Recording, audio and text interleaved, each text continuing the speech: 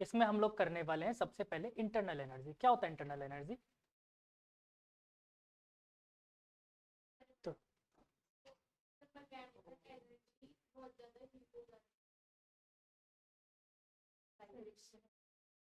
लिखो लिखो, for ideal gas, हमारे पास कुछ गरीब बच्चे हैं, उनकी कोई सहायता करना चाहे। हाँ हाँ, कुछ गरीब बच्चे हैं, ये लड़का बहुत मेहनत कर रहा है। हाँ, ये बड़ा वायरल है ना ये रील्स में, ये लड़का बहुत मेहनत कर रहा है। क्रिंज कंटेंट आते हैं ना, वो चीज। हाँ, तो for ideal gas, vibrational kinetic energy, for ideal gas vibrational kinetic energy is equal to the internal energy. तो अगर मैं एक आइडियल गैस की बात करूं तो बच्चों, जो वाइब्रेशनल काइनेटिक एनर्जी होती है वही उसकी क्या होती है? Internal energy. वही इंटरनल एनर्जी होती है, ठीक है। अच्छा, रियल गैस में अगर मैं बात करूं तो थोड़ा सा डिफरेंस आता है, बट सच ये है कि आप कभी भी actual value of internal energy निकाल ही नहीं सकते, ठीक है। एक्चुअल वैल्यू कभी नहीं निकाल पाओगे, लेकिन आइडियल के लिए हम लोग निकाल सकते हैं। तो देखें क्या आया था अपना काइनेटिक एनर्जी, कितना आया था? हाफ एफ के टी, ठीक है। अच्छा ये बताओ, अगर मैं 1 मोल के लिए निकालना चाहूं तो कैसे निकाल सकता हूं? ये तो 1 मॉलिक्यूल के लिए था, और 1 एटम। अब मैं निकालना चाहता हूं फॉर 1 मोल, तो इसको Na से मल्टीप्लाई कर दूं, Na से मल्टीप्लाई कर देते हैं। तो काइनेटिक, अच्छा इसको मैं क्या बोल सकता हूँ? U बोल सकता हूँ, बिकॉज मैंने क्या बोला था, इंटरनल एनर्जी हो जाती है। यहीं पर U भी लिख देते हैं इसको। तो U is equal to 1/2 F, K की जगह अगर बुरा ना मानो तो R/Na लिखा जा सकता है, बोल्ट्जमान कांस्टेंट। और मैंने इसको मल्टीप्लाई किससे कर दिया? Na से, और लास्ट में था T। Na से Na गुजर गया, मेरे पास बचा 1/2 F R Na इंटू। कोई दिक्कत? अच्छा सॉरी, Na तो गया, ये बचा, ठीक है। अब मैं अगर n मोल्स के लिए निकालना चाहूं तो n से मल्टीप्लाई कर दूं, तो फॉर n मोल्स, एक्चुअली मोल लिखते वक्त ई लगाते हैं और यूनिट के वक्त ई नहीं लगाते, ठीक है ना। तो u इज इक्वल टू कितना आ गया बच्चों? n Fr/2 into T. ये मैंने जानबूझ के इस फॉर्म में लिखा है, अभी बताऊंगा क्यों। और अगर बच्चों इसको टाइम के टेम्परेचर के रिस्पेक्ट में डिफ्रेंशिएट कर दूं तो क्या आएगा? du is equal to n Fr/2 dt। इस रिलेशन को याद रखना, और इंटरनल एनर्जी का एक्चुअल रिलेशन यही है। अच्छा, इसको पहचानते हो Fr/2 क्यों लिख दिया मैंने? ये थोड़ा बहुत केमिस्ट्री का थर्मोडायनेमिक्स याद होगा तो याद हो जाएगा। अच्छा, वहां पर यू का फॉर्मूला क्या पढ़ा था? हाँ, वो नहीं, फर्स्ट लॉ से नहीं, आपने और कुछ भी पढ़ा था, NCV डेल्टा टी पढ़ा था। तो देखो NCV डेल्टा टी, ये CV का फॉर्मूला होता है, ठीक है। अब यहाँ पर मैं थोड़ी बहुत चीज़ें आपको टर्म्स बताऊंगा जिनको याद करना है, फिर धीरे धीरे अगर मुझे लगेगा आप लोगों को बताना चाहिए तो बताऊंगा।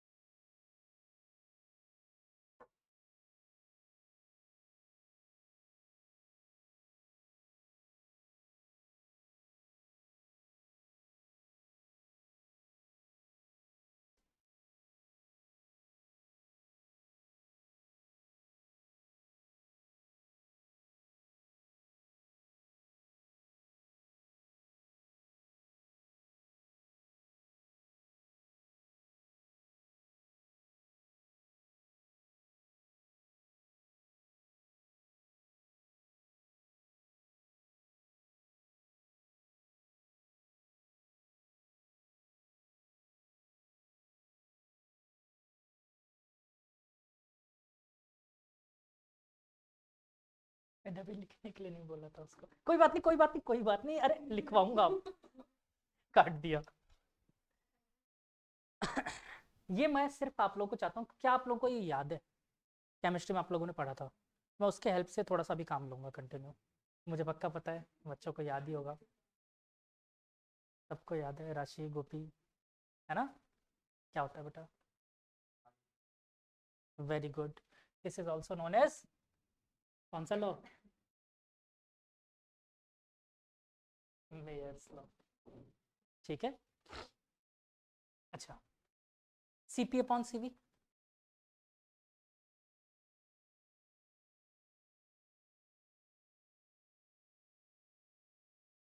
Poisons ratio. मामा होता है ना, सीपी अपॉन सीवी। इसी को तो बोलते हैं गामा। भूल गए? तो फिर पीवी की पावर गामा माइनस वन कैसे रख लिया? ये गामा वही है, CP upon CV is known as gamma. बोलो ये दो बात अभी याद रखने के लिए रख सकते हो। पहला क्या, CP minus CV is equal to R, और दूसरा CP upon CV is known as gamma. बस इतनी छोटी सी चीज। ठीक। अगला लिखो हीट टॉपिक।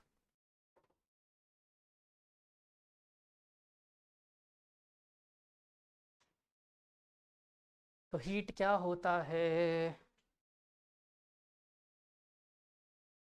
हाँ हाँ, way of transfer of energy. इसकी शायद मैंने डेफिनेशन लिखवा भी दी थी आप लोगों को पहले, है ना? तो चलो डेफिनेशन फिर वापस लिखवाने की जरूरत है मुझे। ठीक है। तो इसमें मैं एक्चुअली मैं आप लोगों से सेंसिबल हीट की ही बात करने वाला हूँ। तो डेफिनेशन पहले से है तो मैं नहीं लिखवा रहा हूँ, क्योंकि पहले लिखवा चुका हूँ मैं। ठीक है। तो एक बात बताओ, हीट को क्या मैंने ये फॉर्मूला लिखा था, Q is equal to M C delta T. यहाँ पर बच्चों मेरे पास ना एक्चुअली में C क्या था? स्पेसिफिक हीट कैपेसिटी बोला था अपन ने। तो इस C को बच्चों में इस तरफ लेके आता हूँ, मैं C की वैल्यू निकालना चाहता हूँ, क्या आ जाएगी? Q upon M delta T. देखो, it is heat supplied for unit mass and for unit temperature change। वैसे तो आपको ये समझ में नहीं आ रहा होगा, लेकिन मैंने क्या बोला था कि to raise the temperature 1 degree centigrade heat for unit mass to raise the temperature 1 degree centigrade heat supplied is known as specific heat capacity। मतलब डेफिनेशन इतनी सी थी, अगर मैं यूनिट मास का टेम्परेचर 1 डिग्री सेंटीग्रेड बढ़ाना चाहता हूँ तो उसके लिए मुझे कितनी हीट देनी पड़ेगी, that is specific heat capacity. वहां पर मैंने एक बात आपसे छुपाई थी, this is not specific heat capacity, this is हाँ ये स्पेसिफिक हीट कैपेसिटी। एक है और एक है, कोई ले जाओ। ठीक है, लिखो। तो ये स्पेसिफिक हीट कैपेसिटी। लेकिन अगर मैं यही चीज, ये तो एक ग्राम के लिए कर रहा था, और अगर मैं मोल्स के लिए निकाल रहा होता तो फॉर नंबर ऑफ मोल्स, तब क्या होता? तो देखो अपने लिए काम का, इसको ना हमेशा स्मॉल सी से डिनोट करना।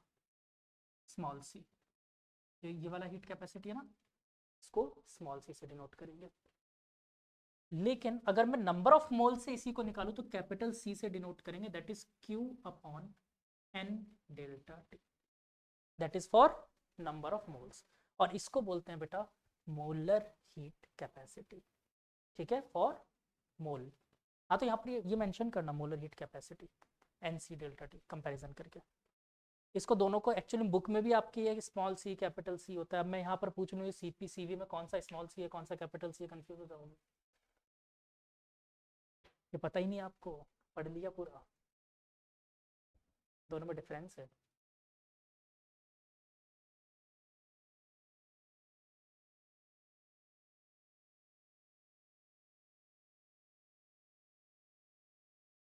देखो कुछ नहीं, ये पर यूनिट मास था, ये पर यूनिट मोल है। अच्छा एक चीज सोचो, अगर स्मॉल सी को, मैं जानबूझ के ऐसा बना रहा हूँ स्मॉल सी को क्यू अपॉन गिवन मास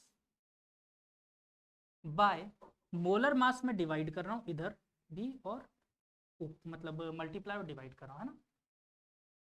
तो यहाँ पर ही मल्टीप्लाई कर दिया मोलर मास से। तो ये बताओ क्या ये नंबर ऑफ मोल बन गया? नंबर ऑफ मोल और ये मोलर मास में इधर मल्टीप्लाई में भेज सकता हूँ। तो देखो ये क्या बन गया, small C into capital M is equal to Q by, ये हो गया number of moles N delta T, and this is also equal to capital C. ठीक है, तो कुछ नहीं करना, स्मॉल सी को अगर मैं मोलर मास से मल्टीप्लाई कर दूं तो मुझे कैपिटल सी मिल जाता है। स्पेसिफिक हीट पर किलोग्राम के लिए बोल सकते हो या पर यूनिट मास के लिए बोल सकते हो, और ये क्या निकाला, पर मोल के हिसाब से। तो आपके लिए बेटर वर्ड है स्पेसिफिक हीट कैपेसिटी और मोलर स्पेसिफिक हीट। ठीक है, ये मोल के लिए। समझ आया नहीं आया? उसी का ये लड़का बहुत मेहनत कर रहा है, कृपया इसे लाइक और शेयर करें। हाँ हाँ हाँ, वही वही वही।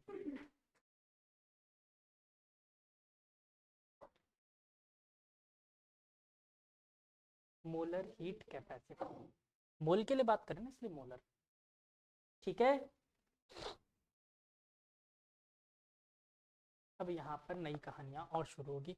एक छोटी सी बात मुझे बताओ, क्या आप लोगों को थोड़ा सा याद है कि आपने थर्मोडायनेमिक्स में वर्क का फॉर्मूला जो केमिस्ट्री में पढ़ा था, वो पी डेल्टा वी पढ़ा था? ये याद है थोड़ा सा?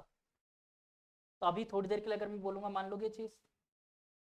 चलो काम हो जाएगा। चले आगे। अब देखो, मैं अलग अलग प्रोसेस के लिए, अलग अलग प्रोसेस के लिए, डिफरेंट डिफरेंट प्रोसेस के लिए मोलर हीट कैपेसिटी निकालना चाहता हूँ। ठीक है,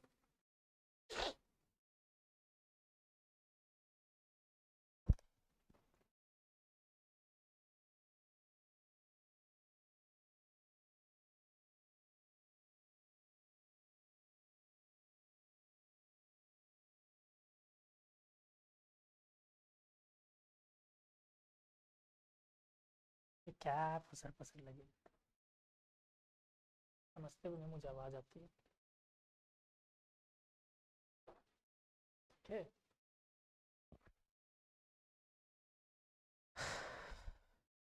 चलो एक एक प्रोसेस के लिए देखते हैं। सबसे पहले आइसोथर्मल प्रोसेस के लिए देखें।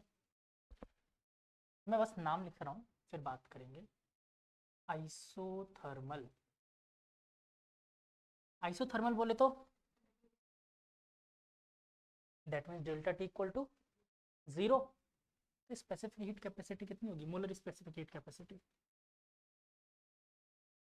कितनी हो जाएगी बेटा? Zero, that is Q upon N delta T, और डेल्टा टी जीरो मतलब ये जीरो होगी। इक्वल मत लगाना, infinity tends to be, infinity की इक्वलिटी वैल्यू कभी नहीं होती है।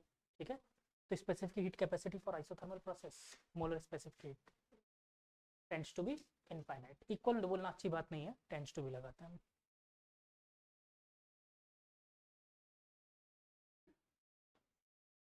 गोपी लिजर्ड खुली आंखों से सो रहा है। चलो देन, अच्छा अगर मैं पूछूं एडियाबैटिक प्रोसेस के लिए, याद है ना, सब प्रोसेस नहीं है, लिखवाई दूंगा। सिस्टम की हीट ना तो बाहर जा सकते ना बाहर से कोई हीट अंदर आ सकते, मतलब हीट ट्रांसफर होगा ही नहीं। ठीक है, तो that mean C is equal to कितना होगा इसमें, कोई टेंशन ही नहीं, इजी सी बात है। अब बचे दो और प्रोसेसेस, कौन कौन से? आइसोचोरिक और आइसोबारिक, दोनों की बात करें। पहले बात करता हूँ आइसोचोरिक की। तो आइसोकोरिक प्रोसेस में बच्चों क्या होता है, temperature constant, change in volume zero, उसका तो कोई इफेक्ट नहीं पड़ता इस पे, ना तो क्यू जीरो हो रहा है ना डेल्टा टी जीरो हो रहा है। तो यहां पर मैं इस प्रोसेस में इस मोलर हीट कैपेसिटी को एक नाम दे देता हूं सीवी। मतलब समझो इसका मतलब क्या है, molar heat capacity at constant volume. ठीक है, सीवी नाम फिर से समझो, molar heat capacity at constant volume.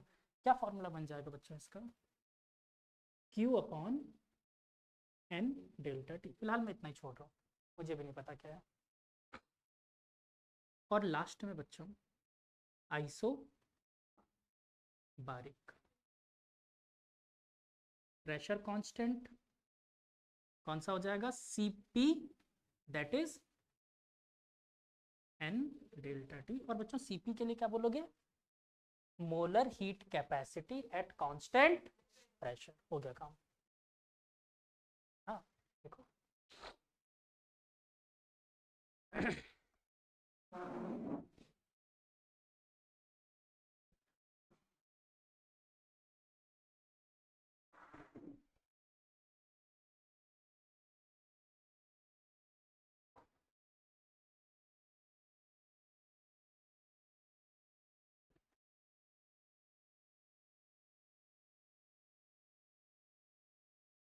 अच्छा, थर्मोडायनेमिक्स में आप सबकी इच्छा थी ना डिटेल में पूरा पढ़ने की। ये आवाज ही नहीं आती पर नहीं वाली तो। अच्छा, मुझे नहीं वाली आवाज आती नहीं है क्या।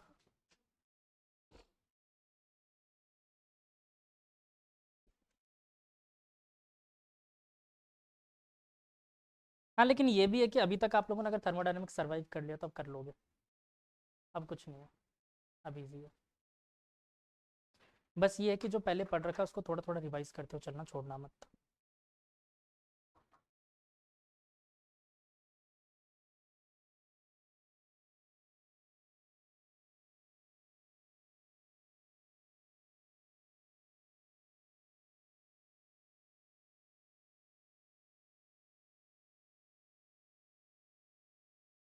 ठीक है, डन।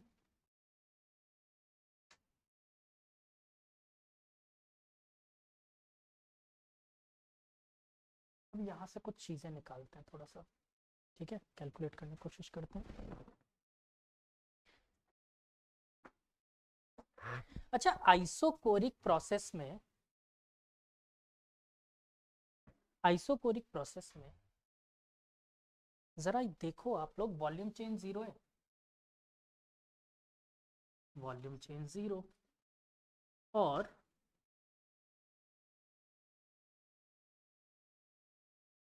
अगर वॉल्यूम चेंज जीरो है बच्चों, तो ये बताओ, ये आगे पढ़ोगे भी, अगर नहीं है याद कोई टेंशन नहीं है, ठीक है आगे पढ़ोगे, लेकिन अभी ये फॉर्मूला डेवलप करने के लिए मैं थोड़ा सा आप लोगों को याद दिला रहा हूँ। इसी वजह से इसमें वर्क डन कितना होता है, जीरो। देखो delta V zero, P D V, P delta V तो था, डेल्टा वी जीरो तो वर्क भी जीरो। और अगर वर्क जीरो होगा तो क्या बच्चों, Q is equal to U हो जाएगा, internal energy, first law of thermodynamics. Q equal to U हो जाएगा अगर वर्क जीरो है तो। अभी के लिए मान लो अगर नहीं याद है तो, ठीक है। चलो, तो एक बात बताओ, यहां से Q की वैल्यू कितनी आई बच्चों, N C V delta T is equal to U, पहला इंपॉर्टेंट पॉइंट। यू का दूसरा formula N C V delta T हमेशा के लिए वैलिड है, ठीक है, चाहे कोई भी प्रोसेस हो, हर प्रोसेस में वैलिड है। क्यों, क्योंकि ये स्टेट फंक्शन है, पाथ फंक्शन है।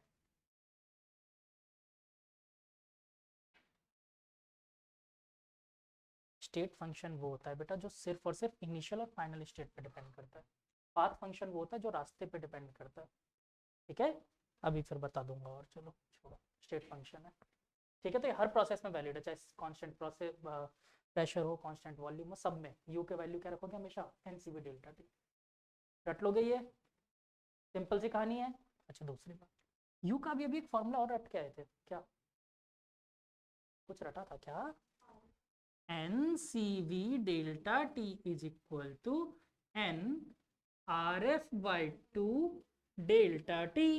डेल्टा टी से डेल्टा टी गुजर गया, एन से एन गुजर गया, और मेरे पास निकल के आया C V is equal to R F by, C V का फॉर्मूला निकल गया। जो होता है सी वी का फॉर्मूला, हाँ यही होता है, ठीक है। आप फटाफट क्या सीपी का फॉर्मूला निकाल सकते हो इसके बाद, कैसे, मेयर्स लॉ पता है आप लोगों को, CP minus CV equal to R, वहां पर सीवी की वैल्यू रखो और देखो सीपी कितना आता है।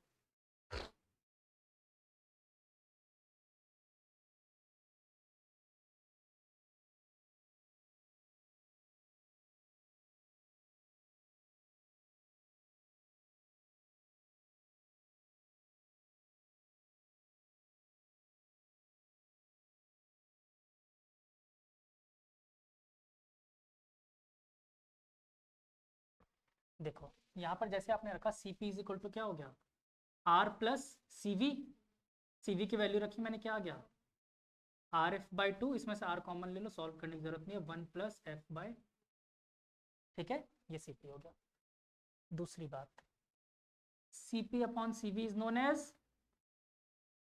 गामा, फटाफट गामा भी निकालनी, सी पी पता है सी वी पता है, देखो दिस इज सी पी हो गया आर इंटू, इसको मैं एलसीएम ले ही लेता हूँ, two plus F by two upon C V की वैल्यू क्या आई थी, आर एफ बाई टू, बोलते रहो हाथ के हाथ याद हो जाएगा, आर से आर गुजर गया, क्या बचा बच्चों मेरे पास, two plus F upon F. इतना नोट करो, ये तीनों इंपॉर्टेंट रिलेशंस वैसे हैं कि आपको एज अ फॉर्मूला पता होना चाहिए।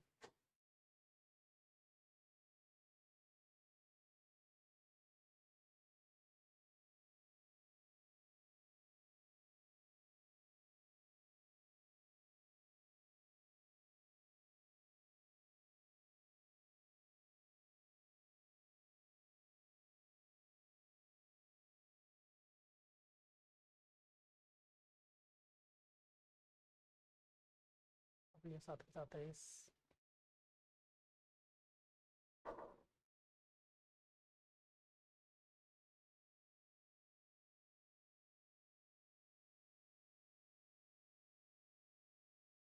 अलग में स्कॉल ही ले रहा है।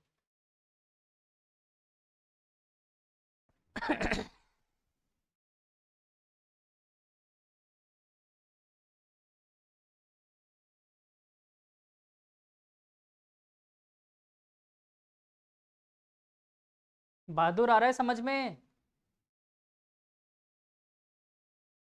yes, और ऑटो का टायर कैसे पंचर हुआ आज? सर कल मेरा एग्जाम है स्कूल में। तो पहले भी समझाया था मैंने, फिर वही गलती।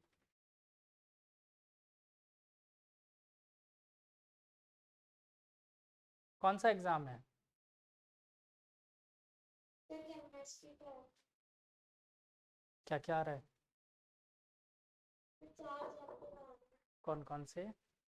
सर वो है ना, मैंने पापा को बोला था कि मैं मेडिकल लगवा लूँ, पर है ना पापा ने लगवाई, तो मैंने दो पेपर तो दिए भी, पर अब आज क्लास टीचर का फोन आ गया पेपर दे। नहीं वो ठीक है, मैं पूछ रहा हूँ कौन कौन से चैप्टर का है। तो उसमें आ रहा है क्या कहते हैं, एटॉमिक स्ट्रक्चर आ रहा है, रिडॉक्स आ रहा है, केमिकल बॉन्डिंग और इक्विलिब्रियम। अच्छा, पढ़ लिया होगा आपने, छुट्टी लिया ना? तो क्या क्या पढ़ लिया मैं पूछूं थोड़ा सा? थोड़ा सा। अच्छा चलो छोड़ो, मेरे पास आज टॉपिक ज़्यादा है इसलिए मैं ज़्यादा बहस नहीं कर रहा, छोड़ो।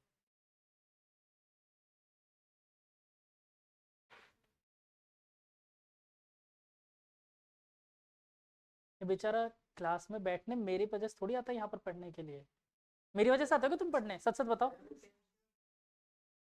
और क्लास किसकी चल रही है पता ही नहीं है,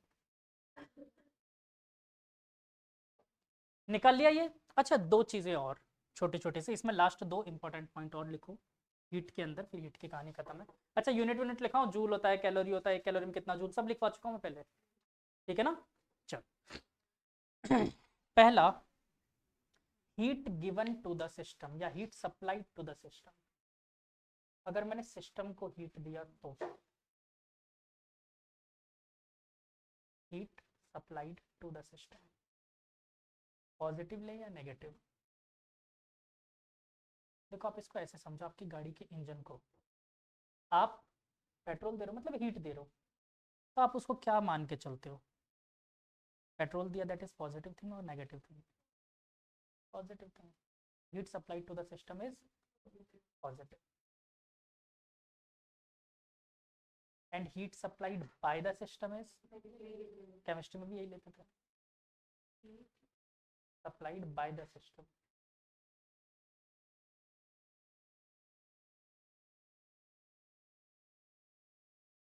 अच्छा यहीं पे दो और पॉइंट लिखवा दूं, वैसे मैं वर्क अलग से लिखवाऊंगा, बोलो तो लिखवा दूं हाथ के आते।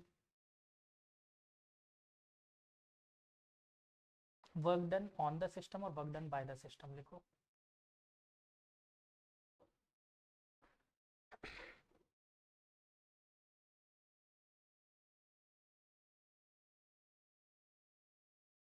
Work done on the system, work done by the system. अच्छा पहले बताओ मुझे work done on the system कैसा लेना चाहिए? तो लड़ाई हो गई नेगेटिव पॉजिटिव की, कुछ लोग नेगेटिव कुछ लोग positive. Work done on the system is taken as negative और पॉजिटिव, फिर लड़ाई हो गई। इसके नीचे पांचवा पॉइंट लिखो, मशीन क्यों बनाया? लिखो लिखो, हाँ लिखो, मशीन क्यों बनाई? हाँ लिखो, क्यों बनाई? और मशीन पे बैठ के हम काम कर रहे हैं, work done on the system. एक तो मशीन बनाई और मशीन पे ही मुझे और काम करना पड़ रहा है, मतलब मैंने एक गाड़ी बनाई और उसको मैं धक्का मार रहा हूँ, ऐसी बात हो गई। पॉजिटिव लोगे नेगेटिव लोगे? Work done on the system, bye the system, खुद समझो। मशीन क्यों बनाई आपने? आपने एक गाड़ी बनाई है, एक इंजन बनाई है, ठीक है, जैसे मान लो आपकी गाड़ी है और आपको उस गाड़ी पे बैठ के जाना था, लेकिन वो गाड़ी को उल्टा आप ही धक्का मार के लेके जा रहे हो पैदल पैदल, तो ये चीज आपको अच्छी लग रही है खराब लग रही है? बेकार। नेगेटिव लोगे पॉजिटिव लोगे? एक तो इंजन बनाया आपने ताकि आप गाड़ी पे बैठ के जाओ, उल्टा आप ही गाड़ी को धक्का मार के ले जा रहे हो, गलत काम हो गया ना। मतलब work done on the system, मैंने गाड़ी को धक्का मारा ना, work done on the vehicle, work done on the engine, that is negative. हम गाड़ी पे बैठे हुए हैं मतलब गाड़ी वर्क कर रहा है। अरे हम ऑपरेट कर रहे हैं बेटा, चला नहीं रहे हैं, चला इंजन रहा है उसे, हम उसे गाइड कर रहे हैं, ऑपरेट कर रहे हैं, ठीक है। आपके पैडल मार के चला रहे गाड़ी, ठीक है। तो that is not work done by the system. Engine काम कर रहा था, आप उसे गाइड कर रहे थे, यहाँ पर एक्सीलेटर ज़्यादा दे रहा है मतलब ज़्यादा तेज सप्लाई पावर करो, कम पावर सप्लाई करो, ये बोल रहे थे आप उसे, ठीक है। तो आप उसे गाइड कर रहे थे, आप चला नहीं रहे थे, ठीक। क्लियर हुआ? साइकिल, फिर अभी चलते हैं वहाँ पर, ये दिमाग भी बढ़ेंगे, ठेले पे आ जाओ अभी, रिक्शा, रिक्शा है ना, रिक्शे पे आ जाओ, रिक्शा चलाना पड़ता है। क्लियर हुआ नहीं हुआ? पक्का? देखो केमिस्ट्री और फिजिक्स में यहाँ पर एक छोटा सा डिफरेंस लेके चलते हैं, केमिस्ट्री में यही उल्टा लेके चलते हो और वो सही है अपनी जगह, क्योंकि वहाँ पर एटॉमिक लेवल की हम लोग बात कर रहे होते हैं, लेकिन फिजिक्स में किसकी बात कर रहे हैं? मशीन्स की, इंजन की। मशीन क्यों बनाई हमने? ताकि मशीन काम करे, और हम ही को मशीन पे काम करना पड़ रहा है, मतलब वो नेगेटिव है। शांति से हम क्या चाहते हैं? मशीन काम कर ले। डन? क्लियर? वैसे अभी वर्क को पढ़ेंगे डिटेल में, बस यहाँ पर मैंने जानबूझ के क्लियर करने के लिए आपको बता दिया ये, ठीक है। अब छोटी सी चीज़ें निकालते हैं, और अगर ये याद हो जाए तो बहुत अच्छी बात है। फॉर्मूलेज कौन कौन से? सी वी यू, देखो मैंने कितने फॉर्मूलेज याद करवाए, मैं सारे एक साथ लिखूं? क्या चीज़? नहीं मैं अलग से लिखूंगा, मेरा मन।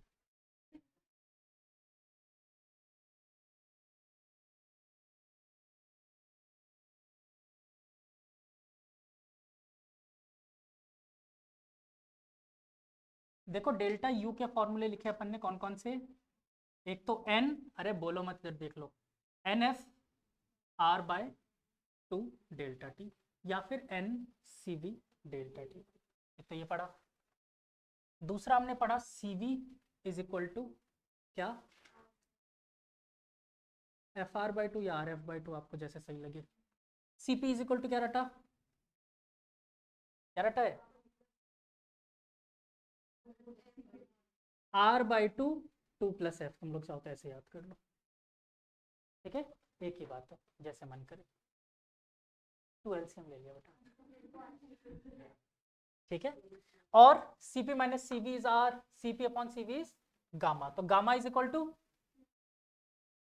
Cp by C V. बोलो कोई दिक्कत? और कुछ रटा है? बस अभी रटने वाली चीज तो इतनी दी है मैंने आपको। अच्छा गामा की वैल्यू लिख दूं? हाँ तो गामा इज इक्वल टू ये भी दिया है मैंने, हाँ बिल्कुल, टू प्लस एफ अपॉन है, ठीक है। चलो हटा दो अब ये, ऊपर जो लिखा है बस वो रहने देता हूँ। अच्छा हम लोगों ने कौन कौन सी गैसेस पढ़ी थी जिनकी डिग्री ऑफ फ्रीडम निकली? एफ क्या है?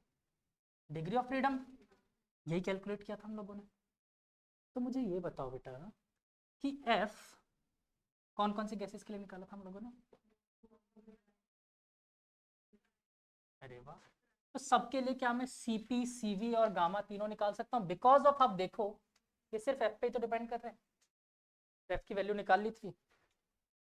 मोनो एटॉमिक, मोनो एटॉमिक के लिए बच्चों सबसे पहले एफ कितना आया था? 3। तो बताओ सीवी कितना होगा? 3r/2। सीपी कितना होगा? 5r/2। देखो, ठीक है। और गामा कितना होगा? 5/3। मुझे लगता है आप लोगों को ये सॉल्व करना आता है। कितना आता है? 1.66। ये याद रखना डायरेक्ट। और monoatomic gas gamma is equal to 1 या फिर 5/3। रह जाएगा याद? कैसे आया? फिर से कंफ्यूज? बेटा पुराना उठाकर देखो, एफ डायरेक्ट निकालना सिखाया था मैंने पिछली क्लास में। रिवाइज नहीं करके आए ना? गलती करते हो ना।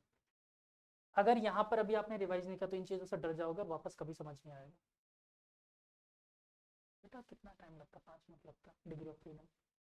सच बता रहा हूँ, अगर अभी समझ नहीं आया तो ये सब अजीब अजीब चीज़ें राक्षस जैसे लगेंगे। सीपी सीवी पता नहीं गामा क्या पढ़ा दिया, नहीं समझ आया तो नहीं आएगा।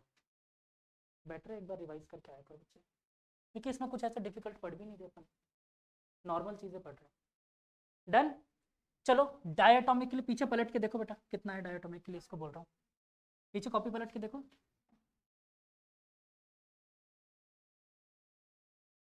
एफ इज इक्वल टू 5 लिया था डिग्री ऑफ फ्रीडम।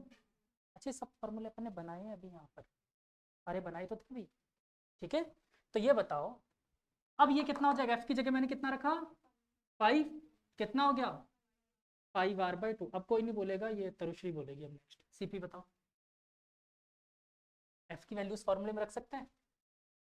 कितना रखना है? 5। तो अब मुझे फटाफट बताओ, सीपी 2 + 5 दैट इज 9। 7। 7r/2। अच्छा मेन चीज है गामा निकालना। गामा बताओ कितना आ जाएगा? 7/5। 2 से मल्टीप्लाई डिवाइड कर लो, 14/10 दैट इज 1 पॉइंट। ठीक है, क्या हुआ? ठीक है, डिवाइड करने से अच्छा ज़्यादा आसान है ना, 2 से मल्टीप्लाई डिवाइड कर लो। मैं मना कहाँ कर रहा हूँ, मान लो ऐसे आराम से। बताओ कैसे डिवाइड करते हैं? पॉलीएटॉमिक,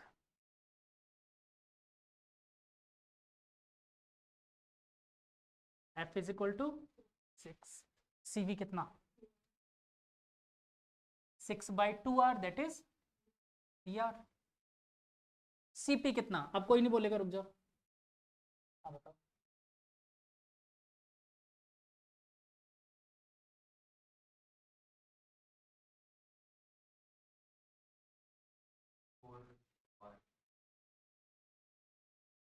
फिर से सोच लो।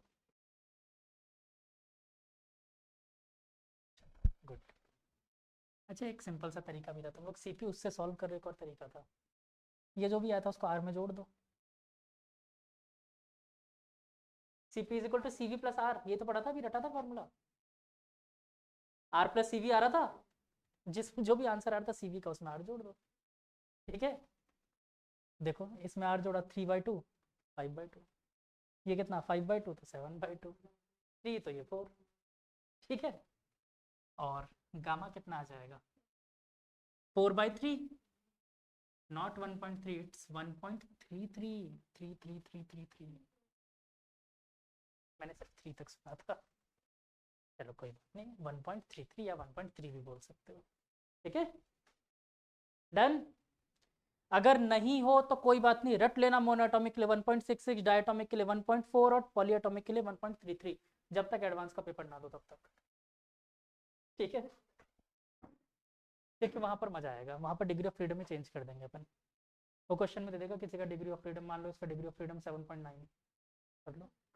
जो दे देगा मानना पड़ेगा, फिर फॉर्मूला ही यूज करना पड़ेगा।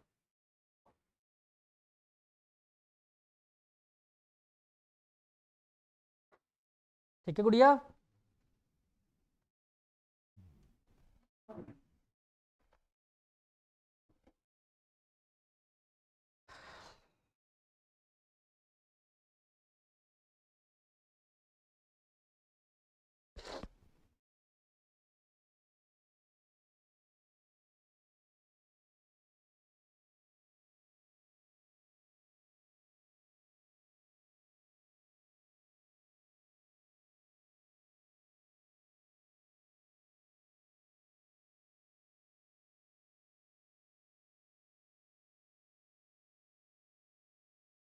अच्छा, गामा निकालने में कैपिटल सी मतलब मोलर हीट कैपेसिटी रखना पड़ेगा, या फिर नॉर्मल स्पेसिफिक हीट कैपेसिटी भी रख सकता है?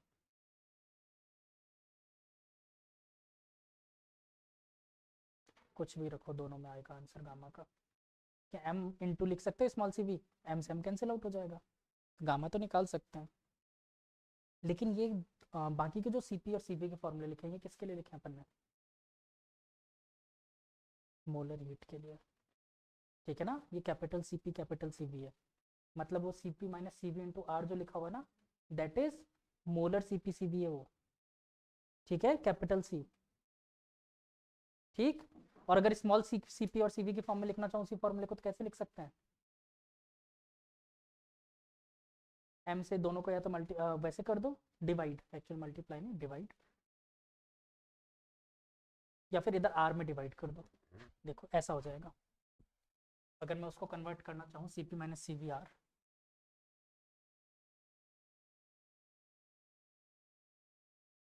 क्योंकि इस पे क्वेश्चन आते बच्चों को एक कंसेप्ट ही नहीं पता होता। या तो आर बाय मोलर मास कर दो, या फिर इस मोलर मास को यहीं पे मल्टीप्लाई में छोड़ दो। ठीक है।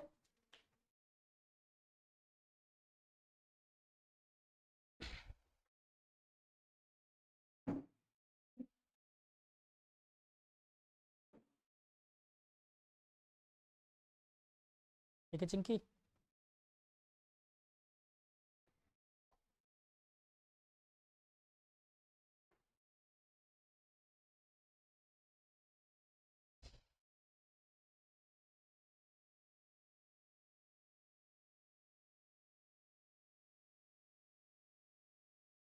अच्छा, सीपी हमेशा सीवी से बड़ा होगा, ये तो पता है, क्योंकि देखो आर कांस्टेंट था, आर कांस्टेंट था, उसकी कुछ ना कुछ तो वैल्यू होगी, जीरो तो नहीं है। तो C V plus R that is equal to C P. C V में कुछ जोड़ने के बाद सी पी बन रहा है, नेगेटिव कभी आर हो नहीं सकता, तो सी पी हमेशा क्या होगा, सी वी से बड़ा होगा। तो गामा की वैल्यू हमेशा ग्रेटर देन वन आएगी, लेस देन वन कभी नहीं आ सकती। ठीक है ना, gamma is always greater than one.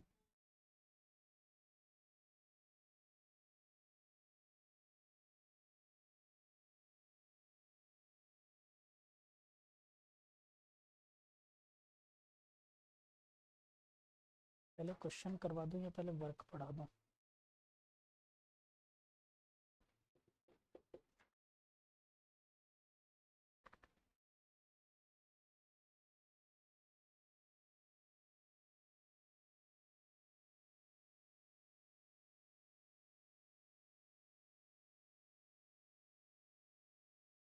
अच्छा, what is first law of thermodynamics, क्या पढ़ा है आप लोगों ने? फर्स्ट लॉ स्टेटमेंट नहीं पूछ रहा, अब तो मैं फॉर्मूला पूछ रहा हूँ। स्टेटमेंट तो कंजर्वेशन ऑफ एनर्जी थी। हम्म,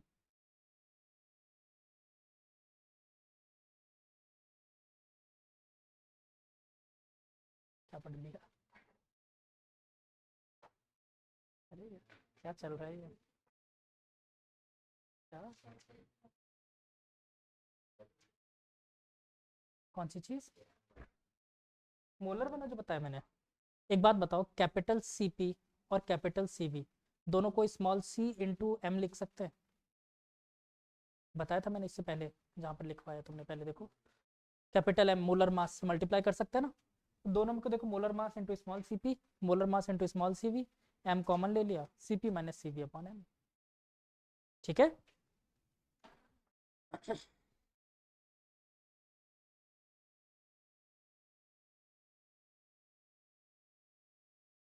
अच्छा बच्चों, तुम लोग को फर्स्ट लॉ ऑफ थर्मोडायनामिक्स याद नहीं है?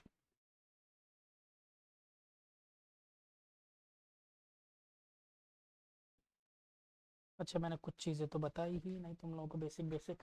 अच्छा, कुछ बेसिक चीज़ें मैंने नहीं बोली, मुझे लगा तुम लोगों को आता है। अगर तुम लोग को ज़रूरत लगती है तो मैं बताऊँ, जैसे कि वॉल्स कितने टाइप के होते हैं थर्मोडायनामिक्स में?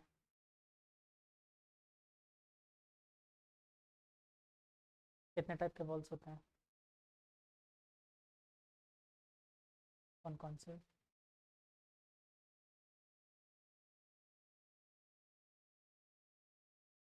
ये मेरे को वैसा ही आंसर लग रहा है जैसा कि फिरेरा फेरी में बोला था ना, मैं सबके घर में 3-3 नल लगवा दूंगा। बोला एक नल से गर्म पानी आएगा, दूसरे से ठंडा, बोला तीसरे से जिसको नहीं नहाने का मन हो वो, उसमें पानी नहीं आएगा। ये वही आंसर है बेटा।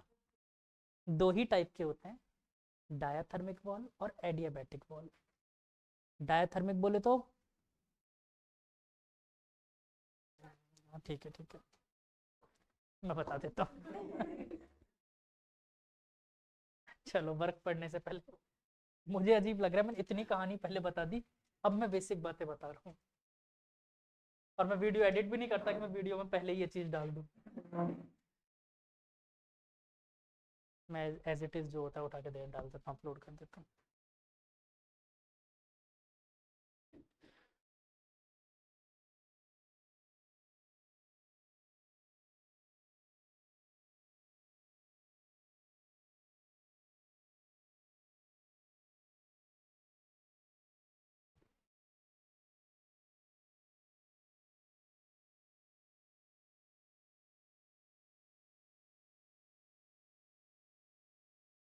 वॉल्स दो टाइप के, डायाथर्मिक, एडियाबैटिक। डायाथर्मिक को सिंगल से दिखाते हैं, एडियाबैटिक को डबल लेयर से। इस वाले में हीट का ट्रांसफर होता है, हीट का ट्रांसफर होता है, तो मैं बोल सकता हूँ heat change is not equal to zero, ठीक है। बट मास का चेंज, तो delta M is equal to zero. और इस वाले से delta Q equal to zero, such that delta M equal to zero. मतलब सिंपल सी बात है यार, सोचो इस वाले वॉल से ना तो इस वाले वॉल से मास का ट्रांसफर नहीं हो सकता, हीट का हो सकता है। अब एक बात बताओ, आपकी भगोनी है, उसको मैंने ढक दिया गर्म पानी करके, ठीक है, थोड़ी देर बाद पानी ठंडा हो जाएगा, और क्या उसमें से पानी कम हो जाएगा? नहीं होगा। जो भी वेपर्स थे वो उसी के अंदर वापस रह गए ना, कंडेंस होकर। आप देखते हो कि प्लेट के ऊपर वेपर्स ड्रॉपलेट बन जाते होंगे, है ना, कंडेंस होकर उसी के अंदर रह गए वो वेपर्स। मतलब मास में कोई चेंज नहीं आया, किस में चेंज आया? हीट में चेंज आया। ऐसा वॉल जिससे मास का चेंज ना हो, और ऐसा वॉल जिससे ना तो मास का चेंज हो ना हीट का चेंज, ठीक है।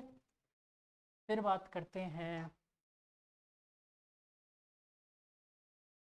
वॉल्स बता दिया, प्रोसेस की बात करूं, अच्छा सिस्टम, पहले सिस्टम की बात करते हैं। कितने टाइप के सिस्टम होते हैं, कौन कौन से? अरे वाह वेरी गुड यार। Open system, close system, isolated system. Open बोले तो दोनों का transfer, cup of T, heat का और मास का दोनों का ट्रांसफर, ठीक है। कप ऑफ टी, एक कप ऑफ टी में से देखो वेपर भी उड़ के जा रहा है, हीट भी जा रही है, ठीक है। तो एग्जांपल लिख लेना, cup of T, cup T, cup T, ठीक है, कप ऑफ टी। और यहाँ पर क्या होगा बच्चों, delta M is not equal to zero and delta Q is not equal to zero. Close system के लिए क्या बोल सकता हूँ,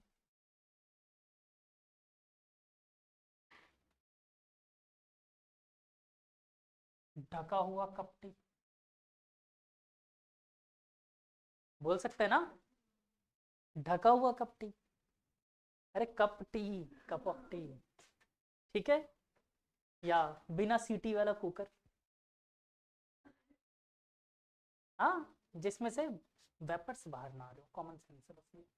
that means delta M is equal to zero होगा, बिल्कुल मास में चेंज नहीं होगा, ढका हुआ, मास में चेंज ना हो लेकिन हीट में चेंज हो सकता है, तो delta Q is not equal to zero, ठीक है। और तीसरा आइसोलेटेड का क्या एग्जांपल हो सकता है, थर्मस नहीं, थर्मो फ्लास्क,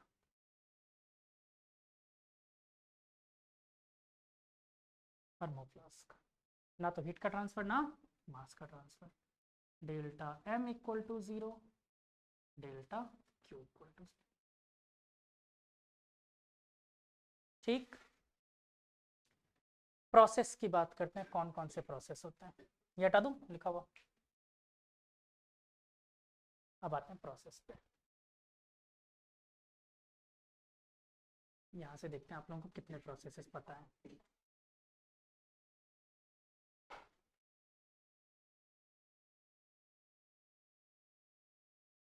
हाँ तो बेटा कौन कौन से प्रोसेस होते हैं?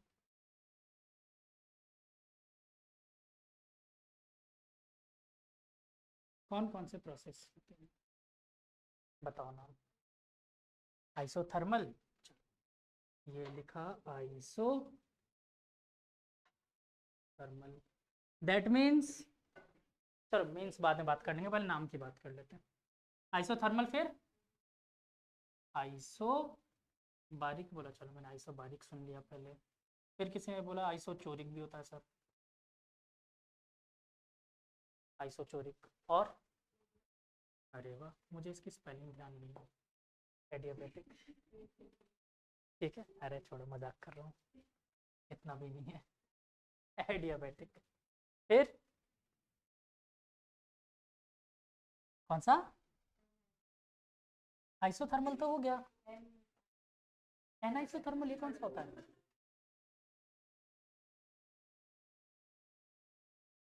बस ये चार ही होते हैं और थोड़ी होता है कुछ। आइसो एंट्रोपिक, पता नहीं।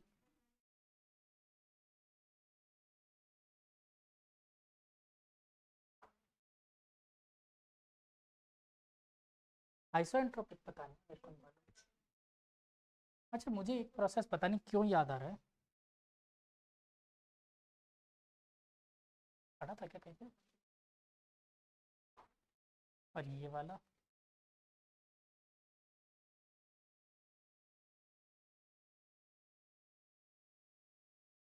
ये सुना था, पढ़ लिया था जबरदस्ती, गाय में भी हाँ, भैंस में भी हाँ, एक हाँ पढ़ लिया तुम लोगों ने, है ही नहीं तुम्हारे सिलेबस में, हर चीज में हाँ।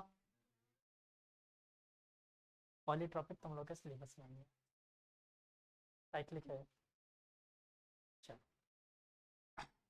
अच्छा आइसोथर्मल, आइसो मतलब होता है बच्चों कांस्टेंट, थर्मल मतलब टेम्परेचर, मतलब temperature constant, that means delta T equal to 0। Isobaric, bar किसकी unit? Delta P equal to 0। Delta V equal to चोर मतलब volume, delta V equal to 0। Adiabatic, heat का चेंज, एक्चुअल में delta word पता है Q के साथ लगाना सही नहीं, सही बात नहीं है। ठीक है हम लोग लगा देते हैं but this is not correct, क्योंकि हीट तो खुद ही ट्रांसफर ऑफ एनर्जी था, उसमें क्यों चेंज की बात कर रहा हूँ मैं, किसी कहीं पे स्टोर थोड़ी होता है हीट, ठीक है, बट चलो कोई बात नहीं। यहाँ पर एक और चीज आप लोग पढ़ोगे इसी प्रोसेस में, पीवी की power gamma equal to constant, ठीक है। ये प्रोसेस होता है बच्चों रियल, इसके अलावा जितने प्रोसेस है सब आइडियल है, ठीक है, वो सब रियल में नहीं हो सकते, ये वाला प्रोसेस रियल में होता है, पॉलीट्रॉपिक प्रोसेस। थोड़ा सा बता देता हूँ बस इसमें,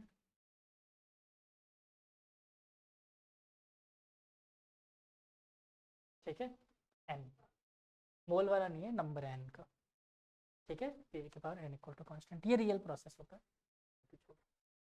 साइक्लिक प्रोसेस में क्या?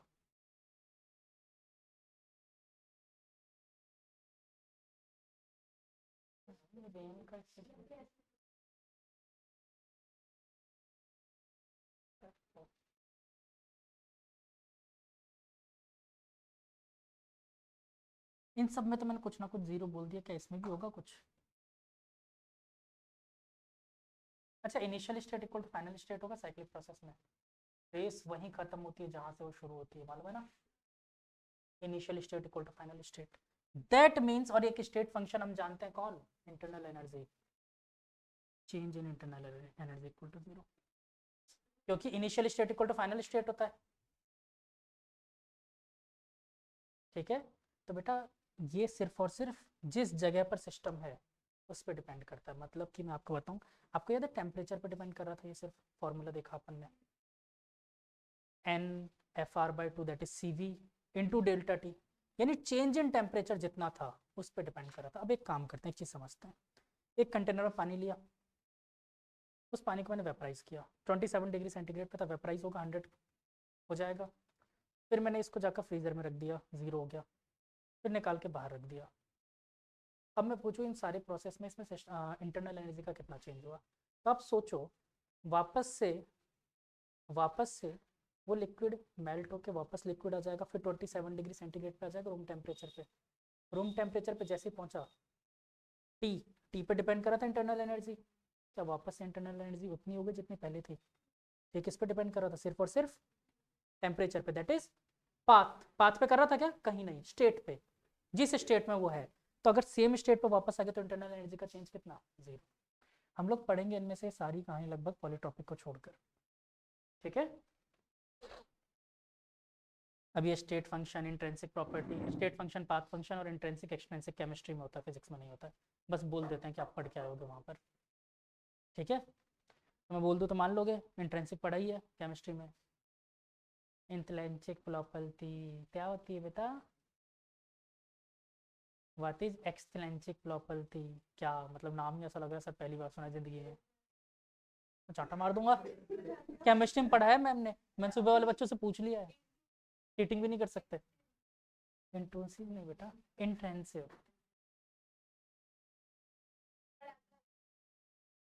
दो चीज़ों पे डिपेंडेंसी देखो, दोनों में से किसी भी एक पे देख लो।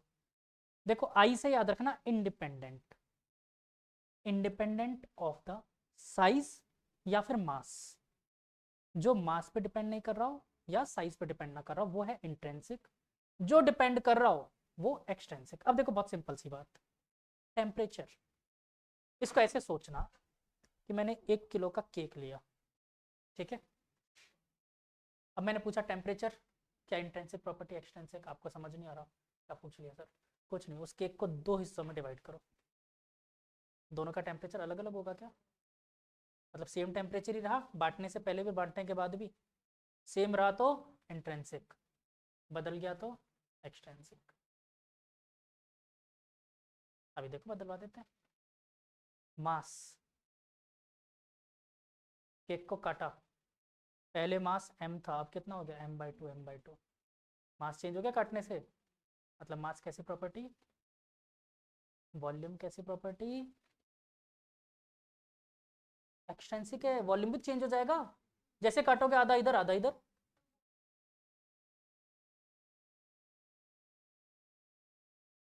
तो केक तो आधा आधा हो गया ना बेटा, 2 पार्ट चलेगा ना, आधा आप छीन के लेगा आधा आप छीन के लेगा, ऐसा हो गया ना। सुना नहीं है 2 बिल्ली वाली लड़ाई, 2 बंदर वाली लड़ाई? नहीं, 2 बिल्ली वाली। हाँ ठीक है, चलो।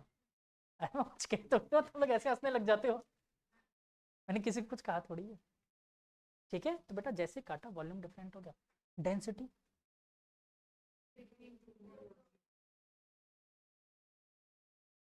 मैंने तो कहा था मास पे डिपेंड करती है, नहीं करती है।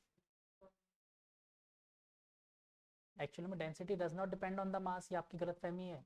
1 चम्मच पानी और 1 समुद्र भर के पानी, दोनों की डेंसिटी बराबर होगी, ठीक है। मास पे डिपेंड नहीं करता ये। तो density is a intrinsic property, independent मतलब इंट्रिंसिक, सिंपल। इससे ज़्यादा अच्छा मैं नहीं बता सकता था, मुझे लगता है। हाँ,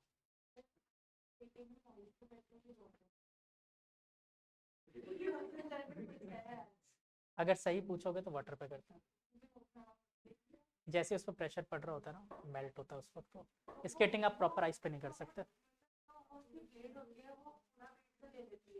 लेकिन उस वेट की वजह से वहां पर वो इंस्टेंट लिक्विड में कन्वर्ट होता है, लेकिन जैसे आप पढ़ते हो वापस वो आइस में कन्वर्ट होने लग जाता है, इसलिए आप आइस पे कभी स्केटिंग नहीं करते।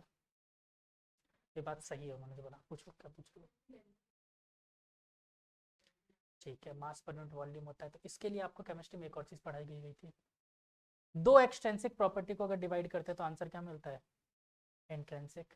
Mass is extrinsic and volume is extrinsic, result क्या मिला? इंट्रिंसिक। और वैसे मत मानो, कोई बात नहीं, अभी समझा देते हैं। एक्चुअली में density is not mass upon volume, density का फॉर्मूला है मास अपॉन वॉल्यूम। डेंसिटी किस पे डिपेंड कर रहा था? इंटरमोलिकुलर डिस्टेंसेस पे। वो इंटरमोलिकुलर डिस्टेंसेस पानी का एक चम्मच का उठाओ चाहे एक समुद्र भर के उठाओ, क्या इंटरमोलिकुलर डिस्टेंसेस चेंज होंगे? कभी नहीं होंगे, और नहीं होंगे तो डेंसिटी चेंज नहीं होगी, बात खत्म, मैटर क्लोज, सिंपल। ठीक है। हाँ बट हाँ, फिर से बोल रहा हूँ, मेरे सिलेबस में नहीं है इंट्रिंसिक और एक्सटेंसिक, ये सब तुम लोगों को बताने के लिए बता दिया मैंने। तो अब बढ़े वर्क की तरफ, थोड़ा सा फिजिक्स के मजे लें। और पहले आप लोगों को ग्राफ पढ़ा देता हूँ मैं, बड़ा मज़ा आएगा।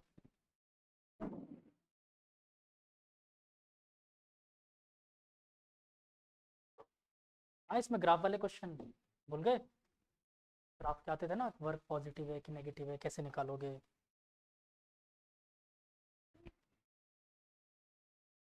पता है मेरी बाहर से कोई बुक चुरा के ले गया आप लोगों में से, मतलब लोगों में से ऐसे नाम वो नहीं लगा रहा मैं, बट हाँ कोई ले गया। डीसी पांडे करके एक बुक रहा करती थी मेरी बाहर, थर्मोडायनामिक्स की, पार हो गई।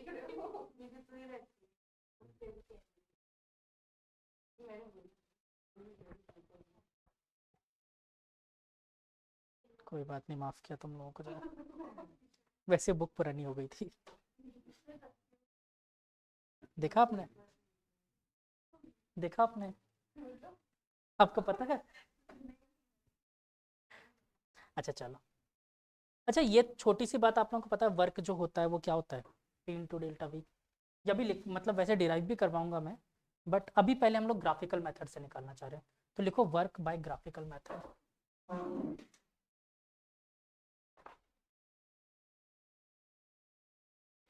आपको पी और वी के बीच का ग्राफ गिवन होगा और बोला जाएगा कि बताओ कितना वर्क होगा।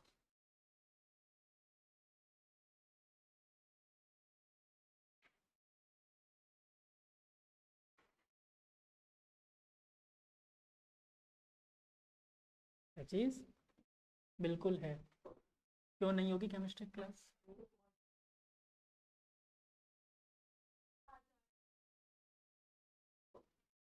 केमिस्ट्री क्लास 8 बजे?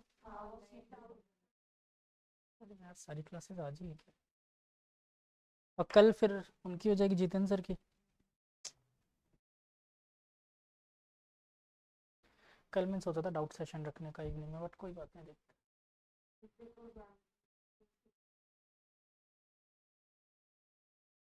संडे को बुलाऊंगा।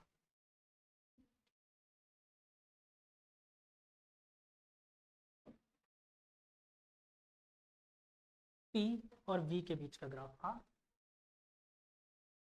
फ्लूइड, हाँ वो नहीं हुआ ना फ्लूइड का, कर लो बेटा, नहीं करे तो टाइम में।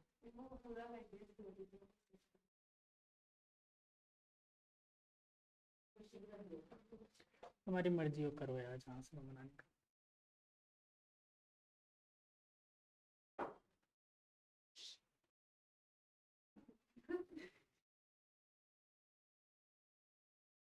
लाइटर मांग रही हो क्या?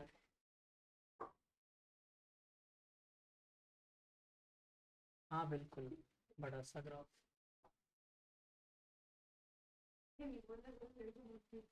अच्छा देखो, इन दोनों प्रोसेस में देखो क्या कहीं वॉल्यूम में चेंज हो रहा है? ए से बी के बीच में वॉल्यूम में चेंज नहीं हो रहा, सोचना ही नहीं है, फर्स्ट था। वर्क कितना हो गया?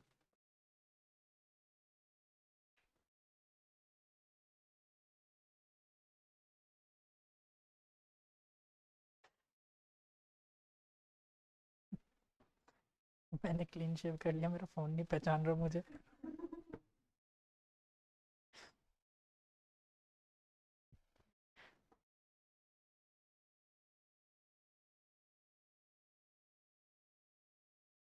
अच्छा जब वॉल्यूम इंक्रीज हो रहा हो तो वर्क कैसा लेना है, पॉजिटिव कि नेगेटिव? सोच के देखो। देखो फाइनल माइनस इनिशियल, तो देखो पी डेल्टा वी पढ़ा है आपने, work is equal to P delta V. और डेल्टा वी अगर पॉजिटिव इंक्रीजिंग मतलब पॉजिटिव आएगा, पॉजिटिव आया मतलब वर्क कैसा लिया, पॉजिटिव, बात खत्म। ठीक है, तो वर्क इंक्रीजिंग का ग्राफ मुझे कैसा मिलेगा, अच्छा वॉल्यूम इंक्रीजिंग का ये वाला ग्राफ ऐसा भी मिल सकता है, ए से बी ऐसे जा रहा हूँ, या फिर ये ग्राफ मुझे ऐसे भी मिल सकता है। देख के घबरा मत जाना, देखो वॉल्यूम तो बढ़ ही रहा है ना बेटा, ए से वॉल्यूम दोनों केस में बढ़ रहा है। ठीक है, और वर्क होगा कौन सा, इनके बीच का शेडेड एरिया निकाल दो, ये वर्क हो जाएगा।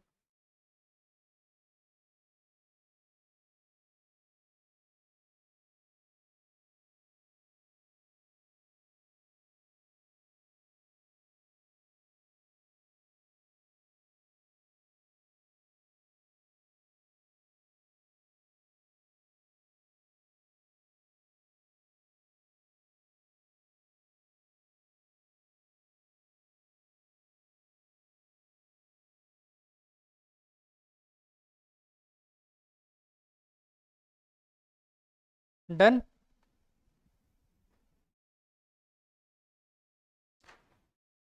अच्छा इसी में अगर यही दोनों ग्राफ मैं थर्ड केस में, ये सेकंड केस था, थर्ड केस, इन दोनों ग्राफ में ए बी और ए बी की पोजीशन उल्टा कर दूं, मतलब कि प्रोसेस उल्टे हो जाए, मतलब ए से बी जा रहा था प्रोसेस, ये मान के चलो, मतलब ये एरो उल्टा कर दूं, कुल मिला के समझो ऐसा कर दूं एरो, और फिर ये भी चेंज करना पड़ेगा, प्रोसेस ए से बी जाते हुए मान रहे हम लोग, ए से बी की तरफ मूव कर रहा था प्रोसेस, अब वर्क कैसा मिलेगा, नेगेटिव, क्योंकि वॉल्यूम क्या हो रहा है, डिक्रीज।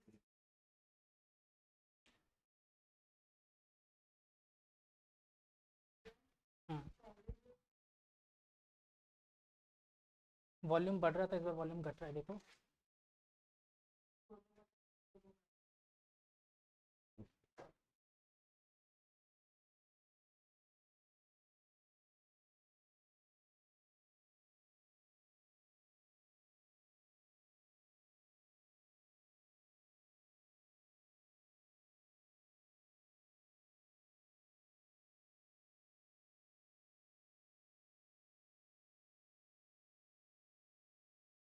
डन,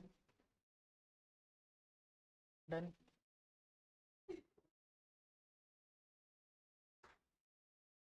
सोच समझ के बोला करो, एक सेकेंड, एक मिनट। अच्छा अब इसमें एक थोड़ा सा एक चीज लिखो आप लोग, साइक्लिक मतलब case 4, cyclic process,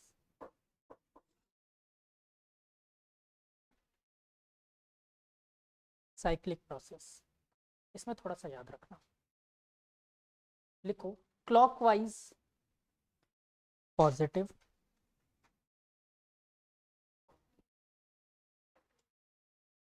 cyclic process clockwise positive, anti clockwise negative. अब मैं इसको समझा भी देता हूँ, ठीक है। देखो साइक्लिक प्रोसेस के ग्राफ कैसे गिवन होते हैं, आसान सा ग्राफ बनवाता हूँ, सी और बी के बीच में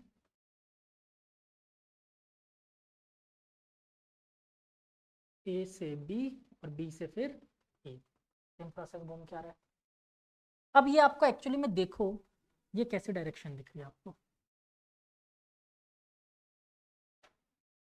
क्लॉकवाइज, तो मैंने क्या बोला क्लॉकवाइज वर्क क्या लेना है, पॉजिटिव, समझा भी देता हूँ क्यों लेना है।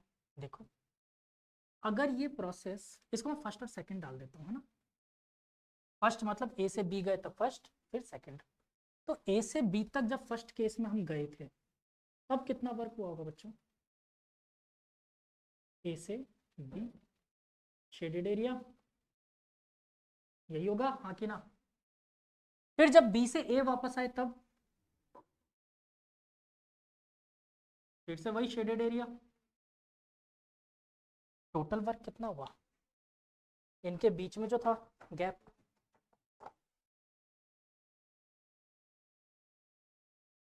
ये वाला गैप यही बचा, क्योंकि देखो ये तो इसमें से माइनस हो जाएगा, बचा यही वाला, तो यानी कि ये वर्क कैसा मिला मुझे, पॉजिटिव। इसी का उल्टा करो आप, इसी एरो को उल्टा बना देते हैं, तो बेटा अपन को दिस माइनस दिस करना पड़ेगा, वर्क कैसा मिलेगा, नेगेटिव। ठीक है, समझ गए। तो इसलिए एंटी क्लॉकवाइज में क्या हो जाएगा, नेगेटिव, क्लॉकवाइज में क्या हो जाएगा, पॉजिटिव।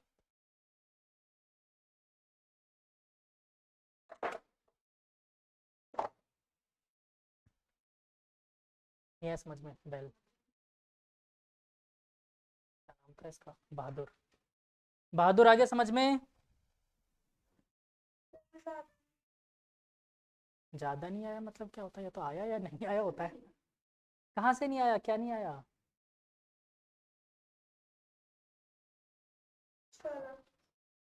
फर्स्ट वाला, लास्ट वाला। अच्छा ये वाला। तो बेटा बस इतना सा देख लो आप, ये प्रोसेस को देखो ध्यान से। क्लॉकवाइज दिख रहा है मतलब positive work done, anti clockwise दिख रहा है मतलब नेगेटिव वर्क डन, बात खत्म। अभी समझ आया कि अभी भी नहीं आया, यस। ये याद रख लेना है, बाकी फिर आओ फिर समझा देंगे ऑफलाइन।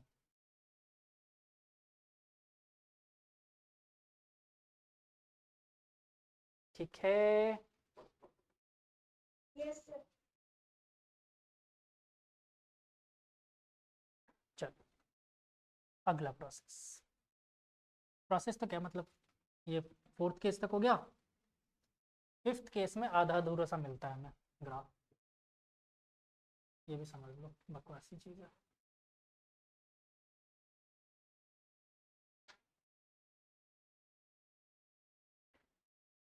ऐसा ग्राफ दे दिया बनाकर, तो आप वर्क बताओ, पी और बी के बीच का ही ग्राफ है, कुछ नहीं, देखो क्या बकवासी चीज़ है। शेडेड एरिया निकाल लो बस। अब मैंने ये वाला क्यों नहीं शेड किया, क्योंकि देखो जितना प्रोसेस इसने किया होगा उतना इसने उल्टा कर दिया, मतलब नीचे वाला हटा दो, बचा क्या सिर्फ ये। अब कैसा लेना है, पॉजिटिव या नेगेटिव, ये ध्यान से देखो, क्लॉकवाइज जा रहा है कि एंटी क्लॉकवाइज, तो पॉजिटिव, बात खत्म। इसमें अजीब अजीब सी चीज़ें बना देगा वो, ऐसा बना देगा, आधा बनाया बेटा, क्या, हाँ ये सारे साइक्लिक मतलब, ये कंप्लीट साइक्लिक नहीं है, हाफ साइक्लिक हो गए। ऐसा सेमी सर्कल बनाकर दे दिया, 1 से ए से बी तक जा रहा है, बताओ, बस कुछ नहीं, इसके अंदर का एरिया शेड कर दोगे। ठीक है, आ गई बात समझ में, पक्का। अब जितना पढ़ा है आज उसको रिवाइज कर लो चुपचाप, आज नहीं, पिछली क्लास से लेकर अभी तक का पूरा, एक बार पूरा रिवाइज करो। ठीक है, घर पे जाके टाइम मिले ना मिले, अभी रिवाइज करो। कोई डाउट आता है मुझसे तुरंत पूछो।